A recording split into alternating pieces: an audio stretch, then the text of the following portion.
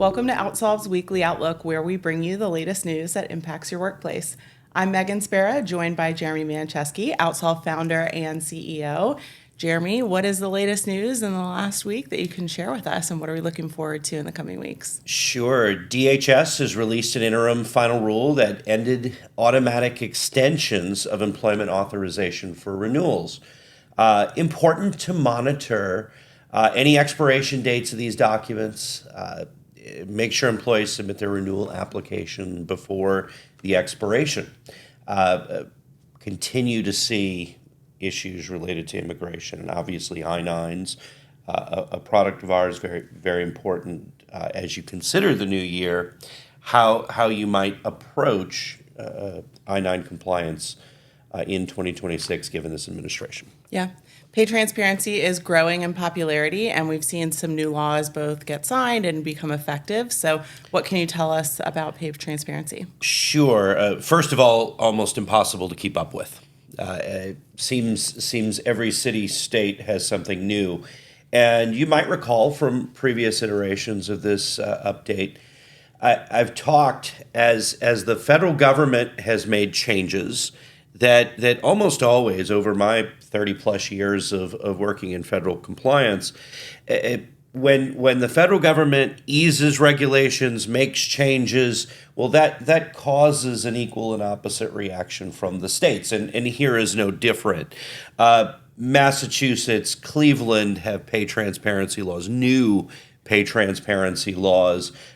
New Jersey has proposed some updates and clarification.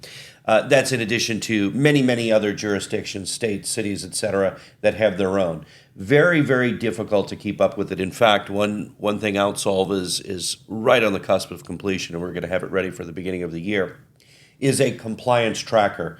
And we've engaged with some clients already to say, what's the type of information you'd like to see in this compliance tracker? Obviously, if you're a multi-state employer, keeping up with various pay transparency laws, reporting requirements, et cetera. But we're really going to take that to the next level. Great. Yeah, we definitely have some pay transparency consulting services we'd love to talk to both our clients about and those listening. And we are a third of the way through Q4, so budgeting is on a lot of HR professionals' minds. What do you think about budgeting and planning into the new year? 'Tis the season. Everyone in HR right now is going to be fighting for budget, and there seems to be some inclination that we have a not so great job market out there right now. Don't give up, HR folks, on your budget. You have a lot of risks going into 2026. I-9 compliance continues to be an issue and will ramp up, and we're seeing even in Indiana this past, I read an article, the mayor of I believe it's Evanston, Indiana, is fighting with or suing the DHS on ICE raids, et cetera. Very, very contentious stuff.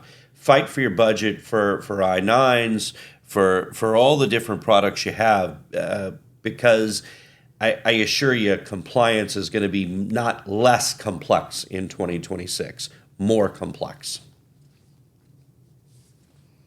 All right. Well, we do have a lot of resources related to 2026 planning. So, like you said, budgeting for I-9 verifications, compensation, and pay equity solutions, all of the other federal reporting really important to do into the Sure. new year. And we do have some webinars coming up. On November 4th, we have Honoring Veterans Through Workplace Compliance and Best Practices.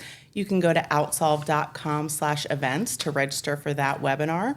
And as always, HR Gumbo City, our Slack community, we would love you to join us there and keep this conversation going.